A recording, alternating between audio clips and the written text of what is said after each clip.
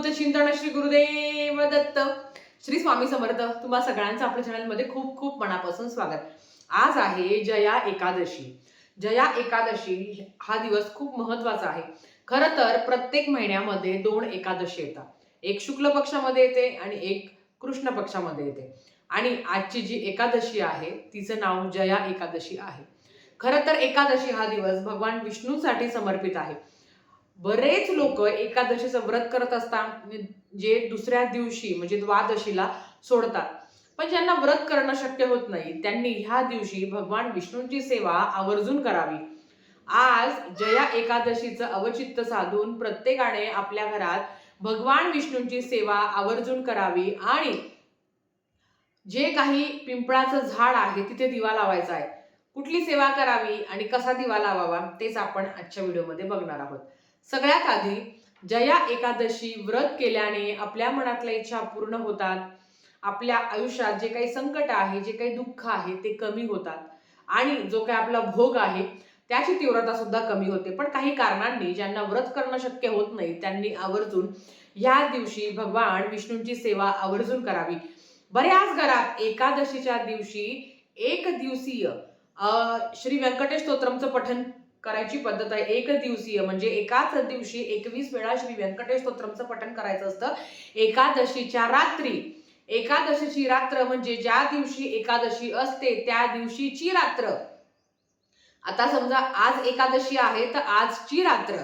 तर बऱ्याच घरात एक दिवसीय व्यंकटेश स्तोत्रमचं पठण केलं जातं, त्यांचा पाठ केला जातो. जर तुमची इच्छा असेल तर नक्कीच आज रात्री शार्प 12 वाजता तुम्हाला 21 वेळा श्री व्यंकटेश स्तोत्रमचं पठण करायचं आहे. 21 वेळा पठण केल्यावर एक मंडल होतं.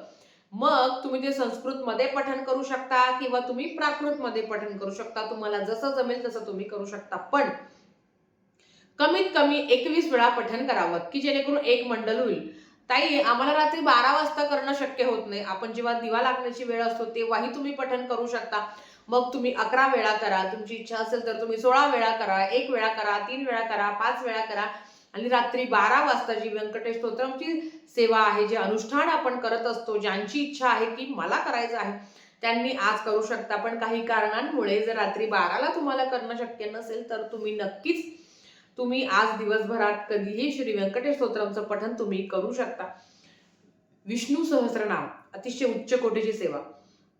ज्या ज्या घरात विष्णू सहस्रनाम व्रत केलं जातं, विष्णू सहस्रनाम पठण केलं जातं, विष्णू सहस्रनाम श्रवण केलं जातं, त्या घरात कुठलीच बाधा राहत नाही.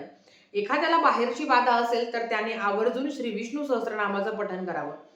किंवा एखाद्याचं आजारपण आहे, दुःख आहे, संकट आहे, त्रास आहे, अगदी तुम्हाला प्रखर पितृदोष जरी असेल, तुमचं लग्न नाही जमत आहे, सांसारिक अडचणी असंख्य असतात आपल्याला, त्या प्रत्येकातून मात करण्यासाठी, त्या प्रत्येकातून बाहेर पडण्यासाठी आपल्याला श्री विष्णू सहस्रनामाचं पठण करायचं असतं. आणि एकादशीला विष्णू सहस्रनाम पठण करणं खूप महत्वाचं आहे.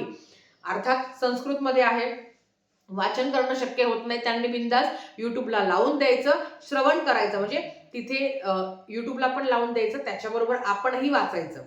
शब्द चुकले तर काही होत नाही, देव कोणालाही काही शिक्षा देत नाही. चुकलं तर चुकलं, तुम्ही प्रयत्न करत आहात, तुम्ही वाचण्याचा प्रयत्न करत आहात, तुम्ही ऐकण्याचा प्रयत्न करत आहात, तुम्ही वेळ देत आहात, तेच खूप मोठं आहे. तुमची इच्छा असेल तर श्री विष्णू सहस्रनाम हे म्हणजे विष्णू सहस्रनामाचं व्रत म्हणजेच काय, दररोज एका काळी, एका बैठकीत आणि एका काळात म्हणजे एका पहिल्या दिवशी तो टाइम असेल तर त्याच दिवशी तुम्हाला विष्णू सहस्रनामाचं पठण करायचं असतं. आणि एकादशीच्या दिवशी सुद्धा बऱ्याच घरात रात्री 12 वाजता विष्णू सहस्रनामाचं पठण केलं जातं. तुमची इच्छा असेल तर तुम्ही विष्णू सहस्रनामाचंही पठण करू शकता किंवा तुम्ही श्री व्यंकटेश स्तोत्रमचं पण पठण करू शकता. जसं तुम्हाला शक्य होईल तसं करावं. ह्या दिवशी बाळकृष्णाला, भगवान विष्णूंना किंवा बाळकृष्णाचा फोटो असेल किंवा पांडुरंगाचा फोटो असेल, मूर्ती असेल, किंवा आपल्या महाराजांनाही तुळशीपत्र अर्पण करावे.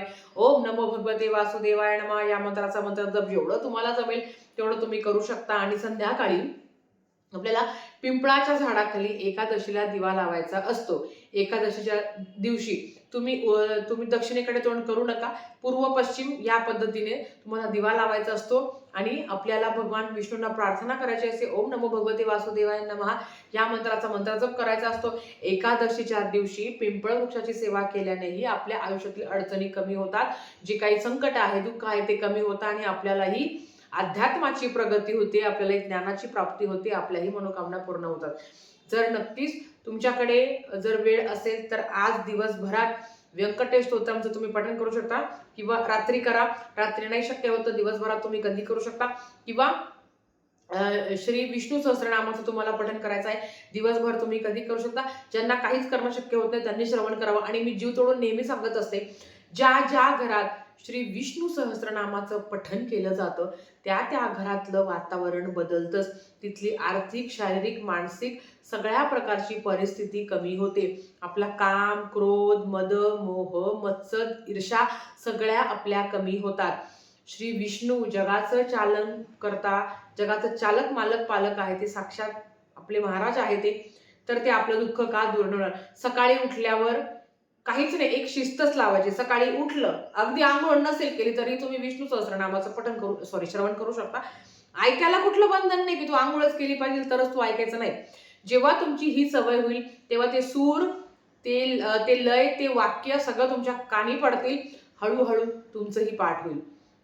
विष्णू सहस्रनाम अतिशय उच्च कोटीची सेवा, मोक्ष प्राप्तीसाठी, पितृदोष आहे, असंख्य गोष्टींसाठी, अगदी आर्थिक चणचण तर असेल ना, नक्कीच तुम्ही व्यंकटेश स्तोत्रम, विष्णू सहस्रनाम, भगवान विष्णूंची सेवा करा. कारण माता लक्ष्मीला ते जास्त प्रिय आहे आणि एकादशीला तर भगवान विष्णूंची सेवा करणं अनिवार्य आहे.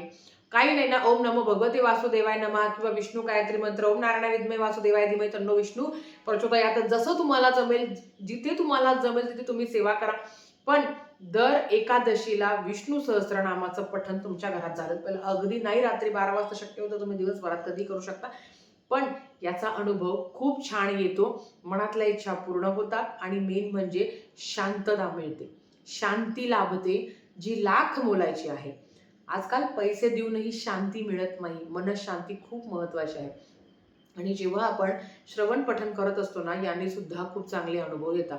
पण आवर्जून श्रवण करण्यापेक्षा जर तुम्ही पठण केलं तर नक्कीच चांगले. कारण जेव्हा श्लोक, मंत्र उच्चारतो तेव्हा आपले भोग कमी होता, आपल्या भोगाची तीव्रता कमी होते आणि नक्कीच सुखाची प्राप्ती होते. तर आजच्यासाठी फक्त इतकंच. झालेली सेवा स्वामींच्या चरणी मी रुजू करते आणि आजचा व्हिडिओ इथेच थांबवते. आवडला असेल तर लाईक, शेअर, सबस्क्राईब करा. भेटूया परत अशाच एका नवीन व्हिडिओ सोबत. तोपर्यंत श्री स्वामी समर्थ.